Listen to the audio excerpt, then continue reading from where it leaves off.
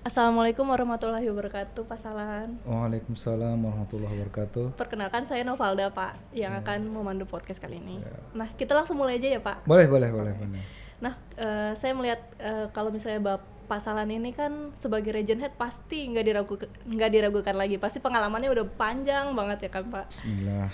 Dan boleh nggak sih Pak ceritakan sedikit kenapa memilih berkarir di Bank Syariah nih, Pak? Oke, baik. Bismillahirrahmanirrahim. Alhamdulillahirrahmanirrahim. Allahumma shalli wa sallim ala sayyidina Muhammad. Baik, memang dulu ada yang unik nih. Waktu saya masih SD, kebetulan ayah saya adalah seorang tukang becak di kampung. Jadi saya suatu waktu kecil itu memoto sebuah rumah yang saya tulis itu adalah bank. Jadi waktu sekolah disuruh menggambar, yang saya buat adalah gambar bank. Nah, setelah tamat SMA, saya kuliah di salah satu akademi perbankan lah di Medan. Nah, memang cita-cita saya adalah kerja di bank. Qadrullahnya memang tamat kuliah perbankan tantangannya belum mudah gitu ya. Saya karena pas saya tamat kuliah itu sedang krisis moneter. Nah, dengan berbagai ujian rintangan, alhamdulillah saya berkarir di bank. Dan khususnya pada saat tamat kuliah itu saya udah dengar namanya Bank Syariah. Dan saya memang selalu berdoa agar saya dimudahkan Allah untuk bisa bergabung di suatu bank syariah. Alhamdulillah itulah Bank Muamalat. Gitu, ya. Berarti Bank Muamalat ini menjadi pilihan pertama atau bagaimana, Pak, dalam berkarir? Jadi gini, mungkin ada yang unik nih sekadar motivasi juga. Saya tamat kuliah itu saat sedang krisis moneter.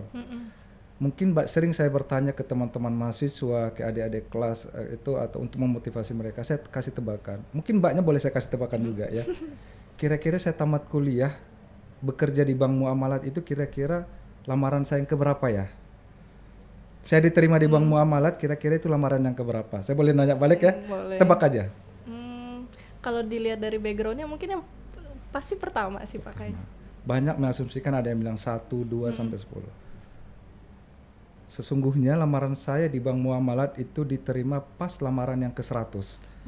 Jadi saya tamat kuliah itu memang cita-cita di bank, udah mengantar lamaran kemana-mana, dites beberapa, namun sesuai jawaban doa-doa yang saya sampaikan agar saya dimudahkan Allah masuk ke Bank Syariah, alhamdulillah saya diterima di Bank Muamalat. Pada saat yang bersamaan saya juga diterima di satu perusahaan besar, big company, satu Bank Muamalat, satu lagi perusahaan asing gitu ya. Semuanya memanggil saya di hari yang sama untuk ikut kontrak gitu ya. Saya sholat istikharah dan juga dari orang tua, akhirnya mereka nyuruh saya ambil di Bank Muamalat. Mungkin itu ceritanya. Berarti dari awal berkarir tuh udah di Bank Muamalat ya, Pak? Sempat saya berkarir di satu perusahaan lama, perusahaan ekspor impor ya, bagian dokumen, tapi bekerja sambil terus melamar gitu ya. Iya, Pada saat baik, saya Pak. dipanggil, saya juga izin ke atasan saya untuk ikut interview gitu. Oke. Boleh diceritakan sedikit, Pak, bagaimana sih pengalaman yang paling berkesan yang mungkin selama berkarir Bapak nih yang menjadi turning point-nya Bapak sehingga mendukung kesuksesan sampai sekarang nih, Pak? Ya, satu awal masuknya itu juga tidak mudah. Saya masuk ke Muamalat lamaran yang ke-100, yang ikut tes itu kurang lebih 200 orang, yang diterima hanya 2. Tentu ini nggak boleh saya sia-siakan. Nah, di dalam perjalanannya pun itu tidak mudah saya memulai karir itu. Di Bank Muamalat itu untuk level leader itu harus melewatin dulu yang namanya ODP, MODP. Saya udah ikut MODP sejak tahun 2004. Saya baru diterima itu lulus di 2010. Jadi saya tiap tahun ikut terus tes. Tapi ada aja halangan yang mungkin belum Allah izinkan saya ikut. Justru di dalam proses saya mengikuti dari 2004 sampai 2010, ternyata Allah seakan-akan berkata, kau lalui dulu 5 tahun ini untuk kematangan emosionalnya suatu saat kamu jadi leader. Nah, di antara 2004 sampai 2010 banyak hal-hal yang saya dapatkan yang justru itulah modal saya ternyata untuk bisa suatu saat jadi leader. Satu, mungkin kondisi yang tantangannya banyak pada saat itu, banyak juga ujian yang saya harus lalui di situ, yang mungkin saya nggak bisa jelaskan secara detail, tapi justru kondisi-kondisi kesulitan yang saya alami itu justru tantangan yang saya alami itu menjadi modal saya sebagai leader saat ini. Saya bisa memanage emosi pada saat tantangannya begitu besar, saya bisa memanage emosi pada saat saya merasa belum pas gitu ya, dan justru itu saya dapatkan gitu. Berarti Bapak melewati tantangan-tantangan itu dengan bisa memanage emosi dengan Emosi baik justru gitu. kan manage emosi itu kan tidak mudah. Apalagi memanage emosi pada saat benar. Banyak orang nggak bisa mengontrol emosi dia pada saat dia benar. Muncul rasa ego dan sebagainya. Nah, justru saya belajar itu di tahun-tahun itu. Mungkin itu Allah berkata seakan-akan lewatin dulu proses ini dari 2004 sampai 2010. 2010 lah saya baru lulus MODP. Begitu lulus, saya langsung dipercaya untuk 6 bulan kemudian saya dipercaya untuk jadi salah satu pimpinan cabang di Medan gitu, di salah satu KCP gitu. Itu ceritanya, Mbak. Nah, dalam perjalanan karir Bapak nih, siapa sih yang paling berperan dalam perjalanan karir Bapak sehingga mendukung kesuksesan sampai sekarang? Yang pertama pasti orang tua, karena kebetulan saya anak pertama. Orang tua saya juga seorang tukang becak ya, yang latar belakang ekonomi tidak mampu. Justru dia menyemangati saya bahwa dia meyakinkan saya bahwa saya bisa sukses gitu ya. Nah, dari kondisi itu orang tua saya juga terus mendukung, dan begitu juga beberapa leader-leader saya ya. Mulai saya masuk di Muamalat sejak 2001 ya. 2001 sampai sekarang kurang lebih 22 tahun. Saya mendapatkan leader-leader yang terbaik di Bank Muamalat ya, mulai dari pimpinan cabang saya pertama sampai berikutnya. Justru mereka itu terus memotivasi saya untuk bisa bekerja terbaik. Karena sering mereka sampaikan ke saya itu, rata-rata pimpinan saya menyebutkan begini, Sahlan, saya yakin kamu karirnya bagus di Muamalat dan kamu termasuk orang yang selalu saya andalkan. Bahkan ada salah satu BM yang mencatat itu di suatu catatan ke saya, bahwa Sahlan itu adalah orang yang saya andalkan katanya. Dan itu yang bikin saya semakin yakin, motivasi daripada atasan-atasan saya sebelumnya gitu, memotivasi saya bahwa saya itu bisa gitu. Bahkan bisa melampaui mereka juga, insya Allah bisa gitu. Itu yang mereka sampaikan ke saya gitu. Kalau misalnya sosok yang menginspirasi Bapak nih dalam perjalanan karir ataupun dalam kehidupan sendiri, itu kira-kira siapa Pak? Kalau sosok itu ayah, kalau dari keluarga saya, karena ayah saya itu SD pun tak tamat, tapi punya semangat yang luar biasa. Begitu tamat kuliah dia bilang, saya yakin kamu kerja di bank katanya. Padahal saya masih belum tamat. Begitu kerja di bank, saya yakin 10 tahun, 5 tahun ke depan kamu kepala cabang katanya. Saya baru masuk bekerja, nggak tahu saya bagaimana dia itu yang memotivasi saya. Saya yakin kamu 5-7 tahun ke depan kamu akan kerja kepala cabang. Begitu saya kepala cabang, dia bilang, saya yakin kamu sekian tahun ke depan akan jadi kepala wilayah katanya. Dan itu kejadian. Jadi ayah saya itu walaupun pendidikannya nggak tamat SD, tapi dia memotivasi saya justru dengan doa-doa, dan ibu saya juga. Nah, kalau di Bank Muamalat itu memang salah satu yang sering memotivasi saya adalah namanya Pak Bambang Kusnadi. Beliau itu 2 kali kepala cabang saya, waktu di Medan, habis itu beliau kepala wilayah, balik lagi ke Medan, kepala wilayah. Nah, beliau yang justru yang termasuk membuat note ke saya bahwa kamu itu orang yang saya andalkan gitu. Namanya Pak Bambang Kusnadi. Nah, selain dari sosok keluarga sendiri kan pasti ada juga nih peran dari tim nih untuk mendukung kesuksesan Bapak sekarang nih. Bagaimana sih Pak cara membentuk tim yang solid nih, khususnya mungkin bagian region ataupun di cabang sendiri? Dulu kebetulan saya dulu kuliah adalah di Fakultas Ekonomi. Ada satu bahasa yang selalu saya ingat sekarang, itu pengertian daripada manajemen. Manajemen itu adalah seni menggerakkan orang. Kata-kata seni itu selalu ditekankan dosen saya, dan itu yang saya implementasikan sekarang. Artinya seni itu kan namanya seni. Perlakuan sama A, B, C itu beda. Kadang saya memperlakukan seperti ini, yang ini beda. Nah, seni itulah yang saya terapkan. Kadang saya pakai dengan metode pertemanan, ada metode dengan seperti bagaimana ketegasan atasan ke bawahan, itu dicampur semuanya, kita mix gitu ya, mix manajemen di situ, sehingga tujuannya tercapai, sehingga tim ini semua terkontrol, semua tim ini tidak lari dari koridor.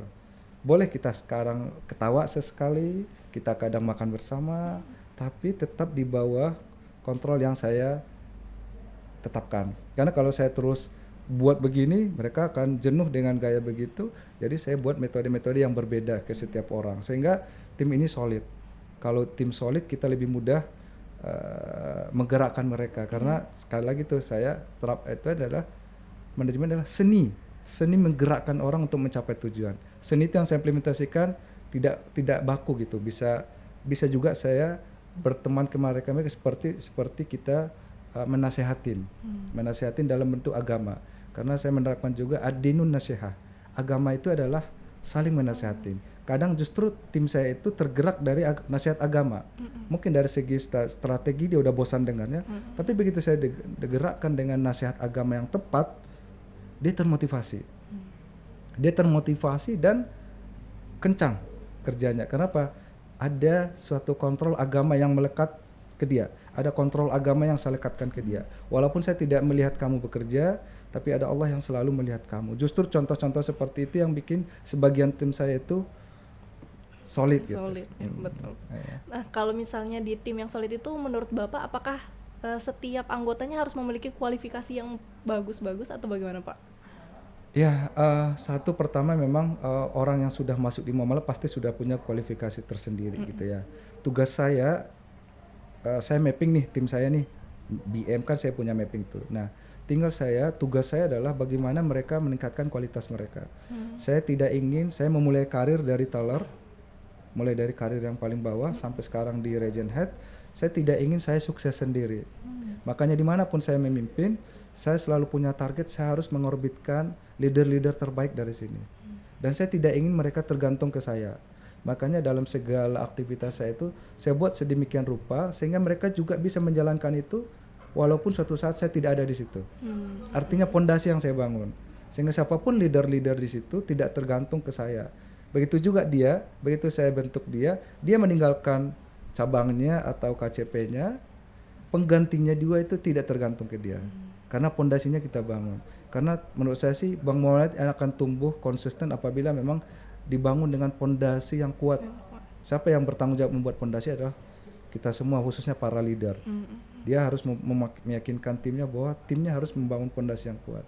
Bagaimana cara membangun pondasi yang kuat itu? Dengan tadi aktivitas yang disiplin, planning yang terukur, terencana, dimonitoring setiap hari, didiskusikan hasilnya, kita coaching dan sebagainya. Baik. Kalau saya melihat sendiri, kalau dari region head sendiri pekerjaannya cukup padat ya Pak. Nah, pernah nggak sih Pak dapat komplain gitu dari keluarga misalnya terkait pekerjaan ini? Bagaimana sih Bapak membagi waktunya? Justru memang ya sesekali adalah manusiawi, tapi mereka istri dan anak sudah tahu bahwa bapaknya kerja di bank dan saya sampaikan ke keluarga saya, justru saya pulang malam pun belum tentu saya bisa mempertanggungjawabkan ini di akhirat nanti. Saya harus bisa meyakinkan saya bahwa apa yang saya terima di Bank Muamalat dalam bentuk gaji, upah, itu tidak hanya saya pertanggungjawabkan kepada atasan di sini. Yang paling berat adalah bagaimana upah gaji yang saya terima ini bisa saya pertanggungjawabkan di akhirat. Saya tidak ingin Rp1 yang saya terima di Bank Muamalat ini malah memberatkan saya di akhirat nanti. Makanya salah satu yang saya lakukan adalah mungkin ya pulang malam atau mungkin di luar hari kerja gitu ya. Mungkin itu menurut saya sih itu cara saya untuk meyakinkan bahwa saya harus melakukan yang terbaik agar hasil yang saya terima bisa saya pertanggungjawabkan nanti di akhirat. Mungkin seperti itu, Mbak. Sehingga ya keluarga sih udah maklum, kadang gitu. Lebih maklum, lebih kompromi ya Pak. Iya. Baik. Nah, bicara tentang kehidupan pribadi dan pekerjaan juga nih Pak. Kan pasti nggak jauh-jauh dari work-life balance nih Pak. Nah, bagaimana jika karyawan ingin menerapkan work-life balance, khususnya mungkin di tim Bapak, tapi dia ingin work-life balance-nya itu lebih ke arah pulang tepat waktu nih Pak. Bagaimana pendapat Bapak? Justru saya kalau ada karyawan bisa pulang tepat waktu, itu sesuatu berarti dia bisa manage waktu dia dengan baik. Iya kan? Iya, betul. Dia bisa manage waktu. Tinggal lagi saya harus pastikan apakah pulang tepat waktunya karena sudah menyelesaikan pekerjaan atau memang dia ya yang penting pulang lah gitu ya. Nah, itu yang sering saya ingatkan ke tim. Boleh pulang tepat waktu itu menunjukkan mengidentifikasi dia time manajemennya bagus. Tapi kalau dia pulangnya itu pada saat jam kerjanya itu tidak bisa pertanggungjawabkan, ya menurut saya sih dia harus mereview kerjanya. Itu tadi apakah pekerjaannya satu hari itu sudah minimal seimbang dengan apa yang dia dapatkan atau bagaimana dengan amanah yang sudah diberikan, apakah dia tuntaskan dan sebagainya. Apakah dari jam 8 sampai jam 5 itu benar-benar waktunya itu untuk Bank Muamalah atau ada sebagian untuk yang lain. Ya kan? Gitu ya. Nah, itu yang harus kita perhatikan. Makanya itu nggak bisa kita kontrol oleh alatan secara harian. Yang bisa mengontrol itulah diri masing-masing. Caranya bagaimana? Ya kita ingatkan dari segi agama bahwa 1 menit yang dipakai untuk urusan pribadi itu di akhirat akan dimintain pertanggungjawaban. Nah, kalau saya dulu waktu marketing, kadang saya ya manusia biasa, kadang terpakai sedikit pribadi. Saya biasanya larikan waktunya jadi lebih lama pulang. Yang harusnya besok saya kerjakan hari itu. Untuk menutupin tadi mungkin sebagian ada waktu kantor yang terpakai sedikit, mungkin terpakai melihat anak kayak ini sebentar gitu kan, terpakai gitu ya. Saya kompensasikan dalam bentuk waktunya saya perpanjang, yang harusnya saya kerjakan besok, saya kerjakan hari itu. Tapi tidak dihitung lembur, itu dulu waktu jadi marketing. Itu adalah untuk menyeimbangkan tadi gitu ya. Mungkin seperti itu sih gitu. Berarti lebih ke arah manajemen waktu, Time pertanggungjawaban. management, iya. Pastikan dia pulang memang dia bisa pertanggungjawabkan. Nah, dan itu nggak bisa dihimbau. Kita sebagai leader harus ngecek. Kamu sudah benarkah pulangnya jam sekian, memang sudah mengerjakan ini, dilatih juga gitu biar dia bisa bertanggung jawab terhadap kerjanya. Sebelum dia pulang, ya kita buatkan contoh, sebelum kamu pulang kirim ke saya data ini, sudah bagaimana progresnya. Kalau dia sudah melakukan, berarti dia bisa mengirim itu tempat waktu jam 5, berarti sebenarnya dia bisa memanage waktunya dari pagi dengan baik. Good, bahkan bisa jadi percontohan karena dia bisa memanage waktu dengan baik gitu. Baik. Nah, menurut Bapak nih, leader yang sukses itu seperti apa nih, Pak? Leader yang sukses adalah leader yang bisa menciptakan leader-leader berikutnya. Menurut saya sih cuma itu aja kuncinya. Bahkan kalau di saya itu ya di grup kami itu adalah itu quote-nya itu leader yang terbaik adalah leader yang bisa menciptakan leader-leader berikutnya gitu. Karena kalau dia menciptakan leader-leader berikutnya, berarti yang dia bangun pasti pondasi. Karena kita tidak ingin sukses itu karena kebetulan. Ya, leader yang terbaik adalah leader yang sukses bukan karena kebetulan, tapi leader yang terpola dengan baik, termanage dengan baik, planningnya, organizingnya, activatingnya, controllingnya terbaik dengan baik. Nah, menurut saya sih gitu, Mbak. Kalau misalnya sukses sendiri menurut Pak Salan ini seperti apa? Oh gitu ya, sukses ini memang mulai dari saya pertama melamar tahun 2000, pasti selalu pertanyaannya begitu ya. Menurut Anda sukses itu? Ya, sukses itu ya pasti yang bikin kita mencapai apa yang kita inginkan ya, sesuai dengan koridor yang sudah kita tetapkan, dan bahkan mungkin kita bisa melampauinya gitu dengan koridor yang sudah kita sampaikan gitu, yang mudah kita tetapkan gitu. Ada juga sukses karena kebetulan ya, tapi menurut saya sukses yang memang sudah direncanakan dengan baik, melibatkan semua hal gitu ya, baik dari segi struktur kerjanya, juga doanya gitu ya, dari segi hubungannya kepada Allah. Jadi kan untuk mencapai tujuan itu kan hablum minannasnya jalan, hablum minallahnya jalan. Pada saat itu direncanakan dengan baik mencapai tujuan, saya sukses. Ya kan? Ada juga sukses kan karena kebetulan. Dia tidak tahu dari mana dia tiba-tiba sukses aja gitu kan. Sehingga tidak terpola menurut saya sih. Tapi kalau dia suksesnya terpola, hablum minannasnya bagus, hablum minallahnya bagus, itu bisa kita tularkan ke orang lain secara terstruktur juga gitu. Mungkin seperti itu, Mbak. Kalau misalnya hal-hal apa sih yang menurut Bapak nih dapat mendukung kesuksesan Pak Salan sendiri nih? Boleh bagikan tipsnya atau hal-hal itu maksudnya internal atau? Iya, boleh dari motivasi Pak Salan sendiri. Kalau saya selalu begini ya, Mbak ya, mungkin semakin tinggi level tingkatannya seperti saya RH, pasti tantangannya ininya semua akan tinggi. Nah, yang bikin saya yakin adalah bahwa saya di region saya ada konsep mastata'tum.